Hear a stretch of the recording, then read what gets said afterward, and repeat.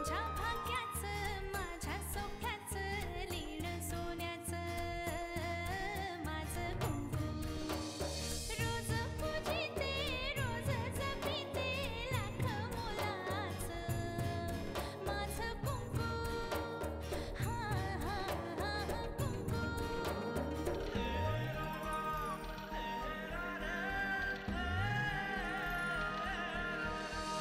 मन माझे घर झाले त्याचे मोर स्वप्नांचा दारी नाचे शब्द त्याचे अमृताचे स्पर्श त्याचे चांदण्याचे त्याच्या श्वासाचे त्याच्या डोळ्याचे गुज सांगते माझं कुंकू हा हा हा कुंकू हा हा हा कुंकू अमृताचं त्याच्यावर प्रेम आहे हे आपल्याला सगळ्यांनाच माहिती आहे, पण त्याला अमृताबद्दल काय वाटतंय त्याच्या बोलण्यातनं कधी काही जाणवलं का? जानकी देवदर्शनाच्या नावाखाली कॉफी प्यायला गेली होती त्या युगंधराबाईच्या मुलासोबत. तुमचे सासरे बुवा तीर्थयात्रेला नक्की कुठे गेलेत? तुमच्यावर झाडण्यात आलेली गोळी आणि इंदुलकरवर झाडण्यात आलेली गोळी या एकाच गनमधनं फायर झाले होते सर, पण त्या दुसऱ्या माणसावर झाडण्यात आलेली गोळी वेगळ्या गनमधनं फायर केली होती. तुझ्या आईचा आणि तुझा काही वेगळा डाव असेल तर तो तुम्हाला महागात पडेल.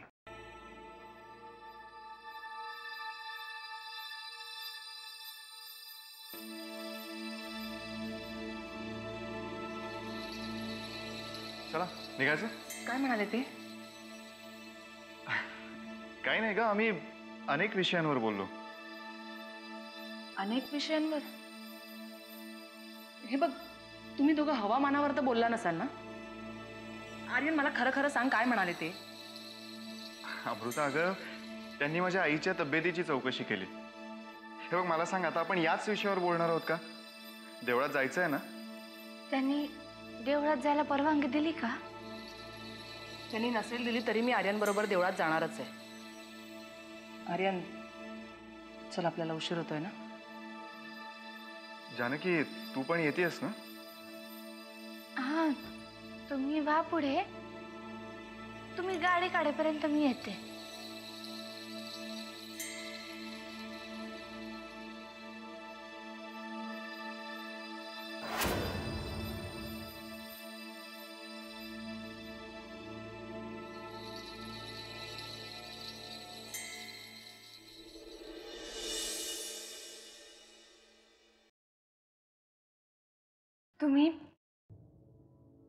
तुम्ही आर्यनला काय बोललात?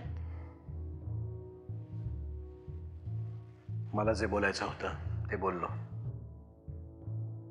त्याने येऊन काही तक्रार केली का माझी? नाही हो, तक्रार कशाला करेल तो? उलट हसत हसत बाहेर आला होता. तो म्हणाला तुम्ही त्याच्या आईची चौकशी करत होतात म्हणून.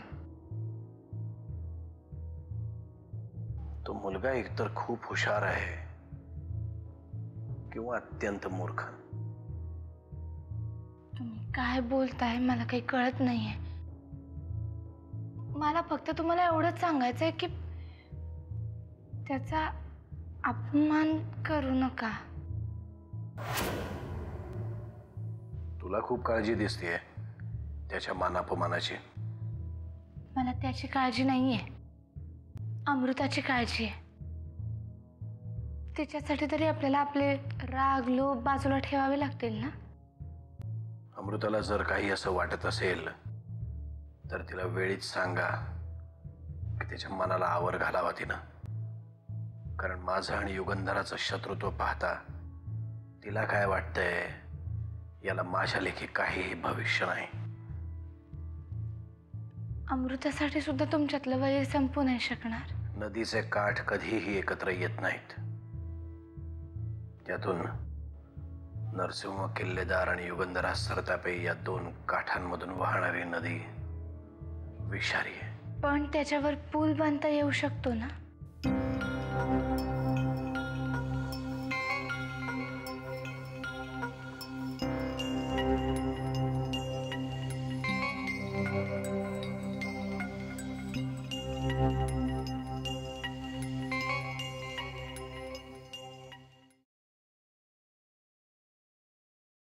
नमस्कार मॅडम. बोला, काय काम काढलं? काम महत्वाचं आहे कर्वे. तुम्ही फक्त आज्ञा करा मॅडम. मला एक सांगा, अहिल्या किल्लेदाराच्या संपर्कात आहात तुम्ही? हो, म्हणजे अधूनमधून फोन होतो आमचा. तिला फोन करून तिच्यावर एक जबाबदारी सोपवा. तिला म्हणा, आर्यन किल्लेदारांच्या घरी कधी येतो, कधी जातो, कसा वागतो, कोणाशी बोलतो, त्याच्याशी कोण कसं वागतं, या सगळ्या गोष्टी मला इथे कळल्या पाहिजे. आणि ती खरं बोलते याची खात्री करून घेणं तुमचं काम. कर्वे, काय झालं? तुम्हाला वाटतंय त्या हे काम करायला तयार होतील म्हणून? माझी खात्री आहे की हे काम करेल. तुम्हाला खात्री असेल तर मी बोलून बघतो, पण ती बाई कितपत ऐकेल ते काही मी सांगू शकत नाही, कारण ते जरा विक्षिप्त प्रकरण आहे. ती विक्षिप्त नाही, मूर्ख आहे, म्हणून ती हे काम करेल. नाही का?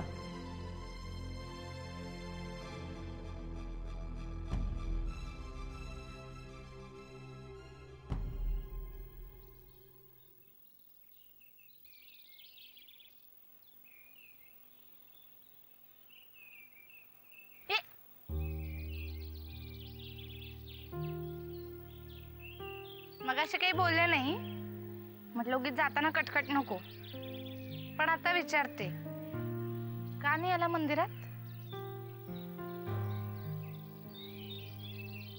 अगं, कालच तर पाया पडलो ना देवाच्या. रोज रोज काय आता त्याला त्रास द्यायचा? म्हणजे रोज रोज गेल्याने त्याला त्रास होतो असं तुझं म्हणणं आहे का? हो, अवलंबून राहावं लागतं ना देवाला, आपल्या नैवेद्यावर आणि आपल्याला त्याच्या आशीर्वादांवर. वा वा, अमृता, याचं डोकं कायमच असं तिरकं चालतं का ग? नशीब आज आपल्या बरोबर देवळापर्यंत आलाय, तरी पूर्वी फिरकायचा पण नाही. पण असं काय, देवाच्या दारात येऊन तसंच परत जायचं म्हणजे जरा जास्त होतंय ना? जानकी, एक मिनिट. अमृता, मी विचारले हिला कधी देव हिला प्रसन्न होतो का नाही, ही देवाला काय नैवेद्य देते? बरं बरं, माझं चुकलं. आता निघायचं? एक मिनिट, निघायचं का? म्हणजे मी काय इकडे तुमचा सेक्युरिटी गार्ड म्हणून आलोय का? थांब म्हटलं की थांबायचं, निघ म्हटलं की निघायचं. एवढं आलोय तुमच्या बरोबर तर मला एक कप कॉफी पाजा ना. अरे अरे, तू काही कॉफीच्या मळ्यामध्ये जन्माला आला होतास का रे? इकडे कॉफी, तिकडे कॉफी. बरं चल, पाहिजे तेवढी कॉफी पाचते तुला. 2-3 कप घरी सुद्धा घेऊन जा बांधून. चल चल. जानकी, हा, तुला काम आहे ना? मला कसलं आलंय का? अगं, ते आत्याजीने सांगितलेलं काम नाही का? हो का? हो, हा हा हा, आहे काम आहे. म्हणजे काय, आता मला जायला पाहिजे का? लगेच निघावं लागेल का? हो का? हो हो. अरे नको अडव, तिला जाऊ दे. येते मग मी. चालेल, तुला जायचंय पण ही थांबू शकते ना इथे. बिंदास, फक्त संध्याकाळच्या आत घरी या म्हणजे झालं. नाही नाही, तू काळजी नको करूस, मी सोडीन ना तुझ्या या काय म्हणायचं, मैत्रिणीला का लेकीला? मैत्रिणीला. चला दे मग तुमचं, येते मी. भारी आहे तुझी मैत्रीण. नमस्कार अहिल्यादेवी, मी कर्वे बोलतोय. काय कर्वे, तुमच्या युगंधराबाई संकटात सापडलेल्या दिसत आहेत. नाही नाही अहिल्यादेवी, मी सहजच फोन केला होता तुम्हाला. कर्वे, गुळाच्या ठेपेला चिकटणाऱ्या मुंगळ्यांची जात आहे तुमची. मगाचपासून अहिल्यादेवी अहिल्यादेवी करताय ना, तेव्हाच मला कळलं तुमच्या युगंधराबाईंना काहीतरी गरज निर्माण झाली असेल आणि ती फक्त मीच पूर्ण करू शकते, हो ना? मग उगाच वायफळ गोष्टी बोलण्यात वेळ घालवू नका, पटकन मुद्द्यावर या. अहिल्यादेवी, तुमचा हाच मुद्देसूदपणा मला भावतो, म्हणून आता मी पण थेट मुद्द्यालाच हात घालतो. काम थोडंसं नाजूक आहे. म्हणजे असं आहे बघा, आमच्या सरतापे संस्थानचे राजपुत्र कुमार आर्यन सरतापेही आजकाल तुमच्या दरबारात हजेरी लावतात. कर्वे, युगंधराबाईंचं 1.5 दमडीचं घर अचानक संस्थान कसं झालं? आणि तुमचा तो राजपुत्र आहे ना, त्याला आमच्या घरातून जवळजवळ धक्के मारून हाकलून दिलं होतं, तरी परत परत घरी येतोय. अगदी अगदी बरोबर बोललात तुम्ही. अहो, हाच प्रश्न आमच्या सगळ्यांना पडलाय. त्याचं उत्तर मिळवण्यासाठी म्हणून तर तुम्हाला फोन केला. तिथे नक्की काय चाललंय याबद्दल काही कळेल का? नाही, ते काही मला माहित नाही, पण जाणून घेण्याचा प्रयत्न करेन. नाही, कसं आहे अहिल्यादेवी, आर्यन तिथे रोज येतो, पण नक्की काय चाललंय याबद्दल आम्हाला काहीच कळत नाहीये. तुम्ही जर माहिती पुरवलीत तर ते जितकं आमच्या फायद्याचं असेल तितकंच तुमच्याही फायद्याचं ठरेल. माझ्या फायद्या तोट्याचं गणित ठरवण्याची तुमची कुवत नाही, त्यामुळे तुम्हाला झेपेल तितकंच बोला. हा, ठीक आहे अहिल्यादेवी, पण तुम्ही आमचं काम करणार का नाही ते तुम्ही सांगितलंच नाही. बघू, जेव्हा मला कळेल तेव्हा मी तुम्हाला फोन करेन. ठीक आहे, मी वाट बघतोय तुमच्या फोनची.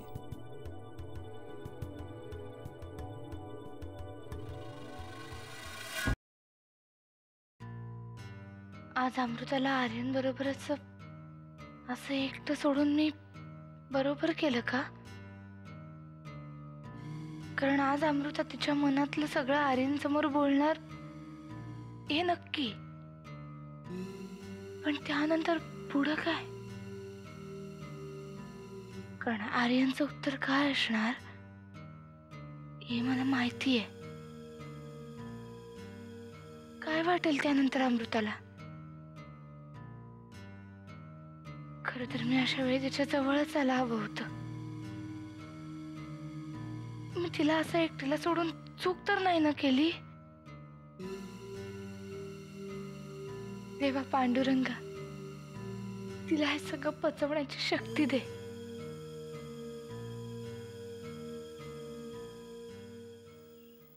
आर्यन, आपण जेव्हा मरणाच्या सीमारेषेवर असतो ना, तेव्हा क्षणोक्षणी आपल्या जवळच्यांचे चेहरे आपल्या डोळ्यासमोरून जात असतात. मी त्या नराधमाच्या तावडीत होते ना, तेव्हा माझंही तेच झालं होतं. सतत आईचा चेहरा माझ्या डोळ्यासमोर यायचा. तेव्हा पुढे हात जोडून रामरक्षा म्हणायला लावणारी आत्याजी दिसायची. कांदे बटाटे करणारा वामन काका दिसायचा. कर पाणी खेळणारे गण्या आणि जानकी दिसायचे. आणि मला कितीही उशीर झाला ना, तरी रात्री माझ्या डोक्यावरून हात फिरवणारे बाबा पण दिसायचे. पण नंतर हे सगळे चेहरे एकमेकात मिसळले रे.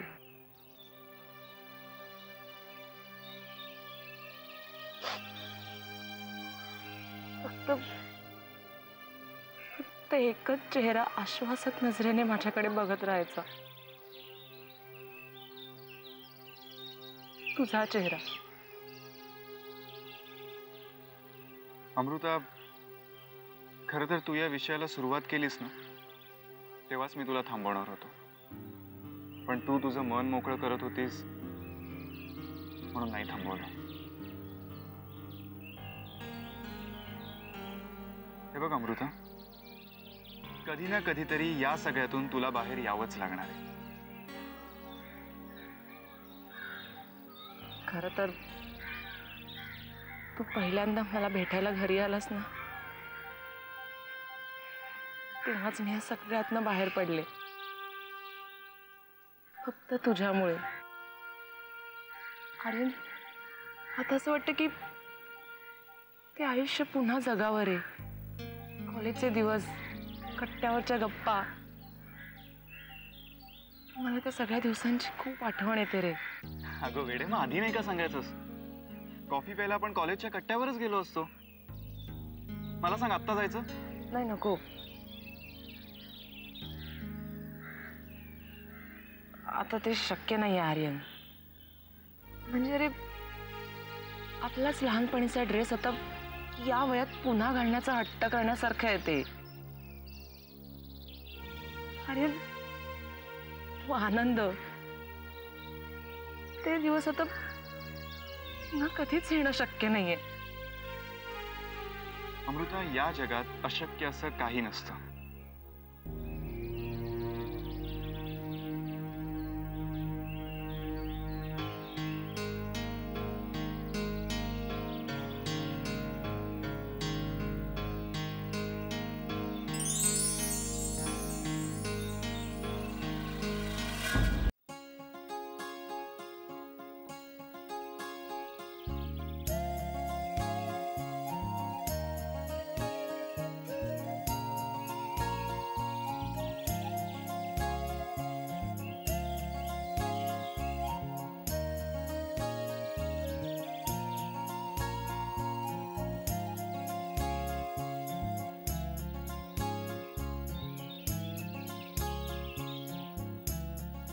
हे बघ, छान वाटतंय ना?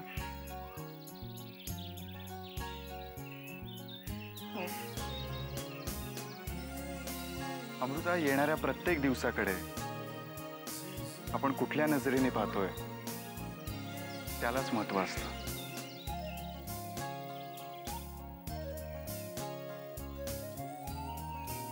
खरं सांगू आर्यन, आज मी पण येणाऱ्या दिवसाकडे वेगळ्या दृष्टीने बघायचं ठरवलंय. म्हणूनच तर जानकीला सुद्धा कारण करून घरी पाठवलं. मला हे तेव्हाच कळलं होतं. पुढे बोल. आर्यन, गेली 5 वर्ष मी तुला एक गोष्ट सांगण्याचा प्रयत्न करते, पण कधीच सांगू नाही शकले.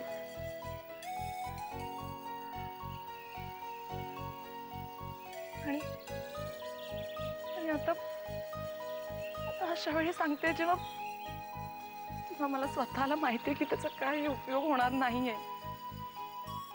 नापास होण्याच्या भीतीने परीक्षेला न बसणाऱ्या मुलासारखं झालंय तुझं. अमृता, बोल. आज तुला जे बोलायचंय ना ते बिनधास्त बोल, कारण तुला जे बोलायचंय ते मला माहिती आहे.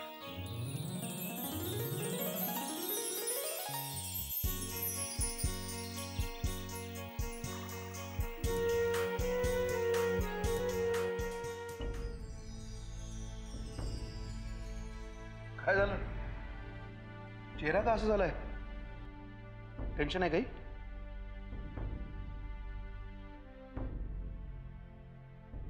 आर्यन आणि अमृता एकत्र बाहेर गेले. मग हे एकदम आर्यन आणि अमृता असं सांगण्यासारखं काय आहे? काय टेन्शन आहे याच्यात?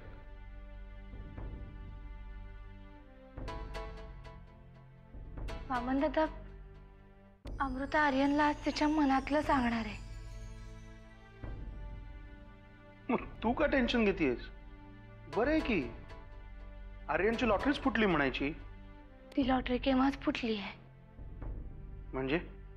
आर्यननी मला सांगितलंय त्याचं अमृतावर प्रेम नाहीये.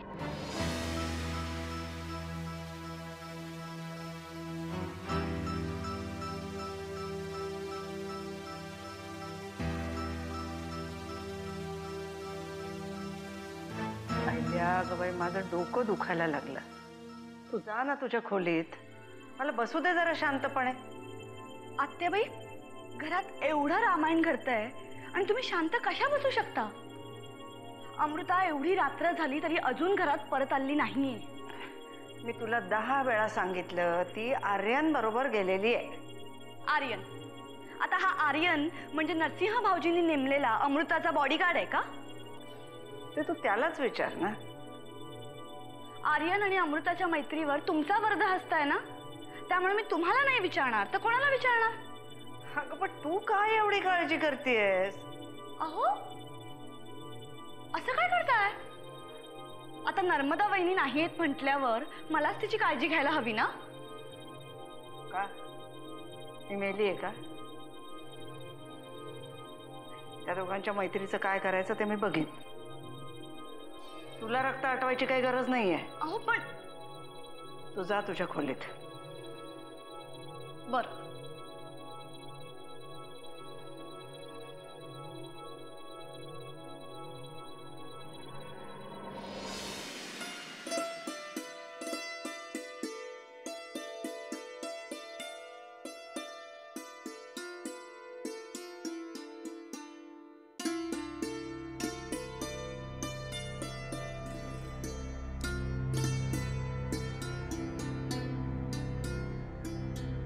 अजूनही अमृता घरी नाही आली. तिला एकटीला सोडून बहुतेक खूप मोठी चूक केली.